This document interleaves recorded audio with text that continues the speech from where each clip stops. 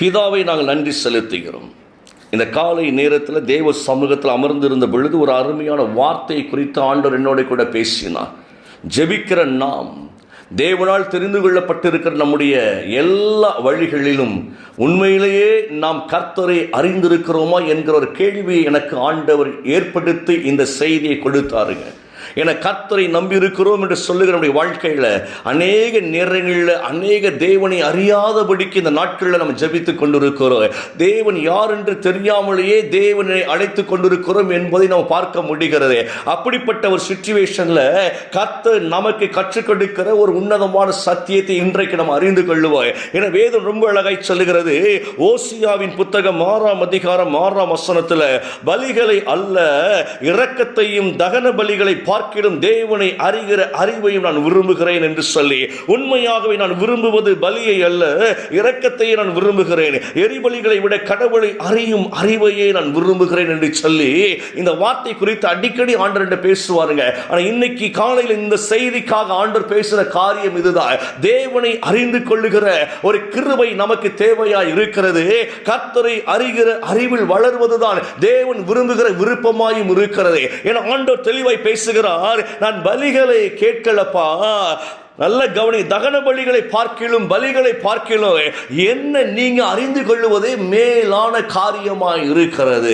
பெற்றோர்கள் பிள்ளைகளை பார்த்து சொல்லுவார்கள், நீங்களாம் எங்களுக்கு உழைச்சி போடணும் என்று சொல்லி நாங்க உங்களை நினைக்கல, ஆனா நீங்க அப்பா அம்மாவுக்கு கீழ்ப்படிந்துருங்க, அப்பா அம்மாவை நேசிங்க, அப்பா அம்மாவோட இருதயத்தை நீங்க குளிர பண்ணுங்க, உங்களுக்காகத்தானப்பா நாங்க வாழ்கிறோம், நீ நாளைக்கு தருவ என்கிற நம்பிக்கையில நாங்க இல்லை, ஆனாலும் கூட நம்ம ஒன்றாய் இணைந்து ஒருமன வாழணுமே, எங்களுக்கு கீழ்ப்படுதலை நாங்கள் உங்களிடத்தில் பார்க்கணுமே என்று சொல்லி பெற்றோர்கள் பிள்ளைகளிடத்தில் கேட்கின்ற காரியம் இருக்கிறது. சொன்னதை செய்யப்பா, என்ன சொல்றதை கேளு பிள்ளையே என்று சொல்லி பிள்ளைக்கு ஆலோசனை கொடுத்து எதிர்பார்க்கிற ஒரு காரியம் என்ன, என் பிள்ளை என்னை கீழ்ப்படிந்திருந்தாலே போதும், என் பிள்ளை பேச்சை கேட்டாலே போதும், அப்படித்தான் நம்ம நினைத்துக் கொண்டிருக்கிறோம். அதே போல நம்மளை உண்டாக்கின தேவன் விரும்புகிற காரியம் என்ன தெரியுமா? கர்த்தர் என்று சொல்லிக் கொண்டிருக்கிற நம்முடைய வாழ்க்கையில, சோச்சுக்கு போய் கொண்டிருக்கிற நம்முடைய வாழ்க்கையில, ஜபங்களை செய்து கொண்டிருக்கிற வாழ்க்கையில தேவனை அறிகிற அறிவு கொஞ்சம் யோசித்து பார்க்க வேண்டிய ஒரு காரியமாக இருக்கிறது. சபைகள் பெருகிக் கொண்டிருக்கிறது, ரட்சிப்பு பெருகல. நல்ல கவனித்துக் கொள்ளுங்க இந்த வார்த்தையை. சபைகள் ஆங்காங்கே முளைத்துக் கொண்டிருந்தாலும் ரட்சிப்பு முளைத்திருக்கிறதா அப்படின்னா இல்லைங்க. ஒரு சபையிலிருந்து இன்னொரு சபைக்கு ஆட்கள் கடத்தப்படுகிறார்கள், அவ்வளவுதான வழிய ரட்சிப்பு பெருகல. நல்ல கவனிக்கணும். ஏன்னா சபைக்குள்ளேயே ஆளுக்கு நம்ம எப்படி இருக்கிறோம் என்றால் கர்த்தரை அறியாதபடிக்கு மனுஷனுக்காக வாழ்ந்து மனுஷனுக்காக நம்ம எல்லா காரியங்களும் செய்ய வேண்டும் என்று சொல்லி ஓடிக்கொண்டிருக்கிறோம் பாருங்களேன். அதனால ஆண்டு ரொம்ப அழகா சொல்லுகிறார். ஏன்னா சர்ச்சில் பலி செலுத்துகிறோம், நல்ல கவனிய காணிக்கைகளை கொண்டு வந்து கொடுக்கிறோம்.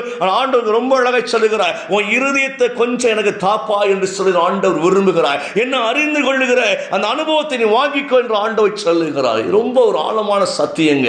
என கர்த்தரை அறிகிற அறிவு, தேவனோடு கூட இருக்கிறவர்களே தேவனை அறியாதபடிக்கு தான் அவரோடு ஓடிக்கொண்டிருந்தார்கள். இஸ்ரவேல் ஜனங்கள் மீட்கப்பட்ட பொழுது கர்த்தரை அறிந்தார்களா என்றால் கானான் தேசம் செல்லுகிற வரைக்கும் இஸ்ரவேல் அநேக கர்த்தரை அறியல. நல்ல கவனிங்க இந்த வார்த்தையை. அதனால தன் வாழ்க்கையில் எத்தனையோ உபத்திரங்களிலே அவர்கள் மாண்டு போனார்கள் என்று சொல்லி நாம் பார்க்கிறோம் அல்லவா? இன்றைக்கு நம்மை அழைத்து ஆண்டவர் உண்மை உள்ளவராய் இருக்கிறார். தேவனை அறிகிற அறிவு. அப்படி ஒரு கேள்வி கேட்கலாம், தேவனை அறிகிற அறிவுனா என்ன பிரதர்? நாங்கள் ஜெபிக்க அறிந்திருக்கிறோம், துதிக்க அறிந்திருக்கிறோம், பாடுவதற்கு அறிந்திருக்கிறோம், சர்ச்சைக்கு போவதற்கு அறிந்திருக்கிறோம், பைபிள் வாசிக்க அறிந்திருக்கிறோம், பைபிள் குயிஸ் ப்ரோக்ராம் எழுத அறிந்திருக்கிறோம், நாங்கள் பைபிளை போட்டி போட்டு பரிசுகளை வாங்குவதற்கு அறிந்திருக்கிறோம். ஆனா கர்த்தரை அறிகிற அறிவுனா என்ன? ஒரு பெரிய கேள்விங்க இது.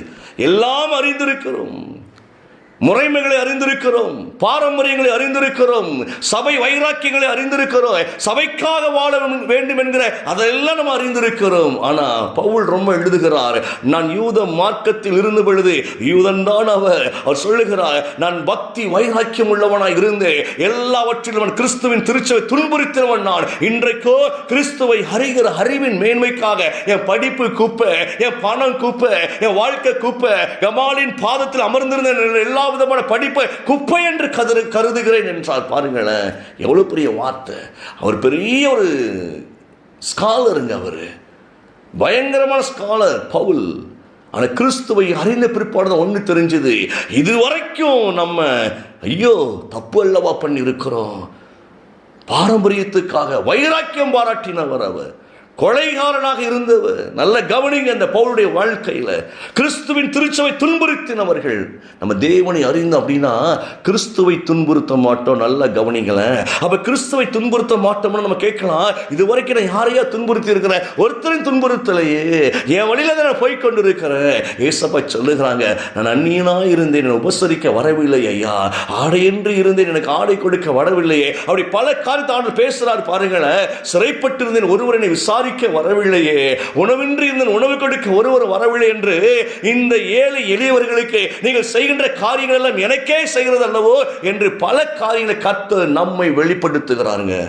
நமக்கு வெளிப்படுத்துகிறார் பல காரியங்களை. உதாரணம் சொல்றேன்னு, இந்த ஆன்லைன் பிரேயர்ல அநேகர் இணைந்து ஜெபிக்கிறோம் பாருங்களேன். இந்த ஜெபத்தை கர்த்தர் சொன்னபடினாலும் செய்து கொண்டிருக்கிறோம், அவர் வழி நடத்தி கொண்டிருக்கிறார். ஆனால் தொடக்க நாட்களில் நான் ரொம்ப சந்தோஷப்பட, எதுலனா பரவாயில்ல இத்தனை பேர் கூடி ஜெபிக்கிறோம் அப்படின்னு சொல்லிட்டு ஒரு நாள் பேசுறாரு. எண்ணிக்கையை பார்க்காதப்பா, என்ன பாரு அப்படின்னாரு. எவ்வளவு பெரிய வார்த்தை பாருங்களேன். எண்ணிக்கையை பார்க்காத, நாட்களை எண்ணிக்கொண்டிருக்காது.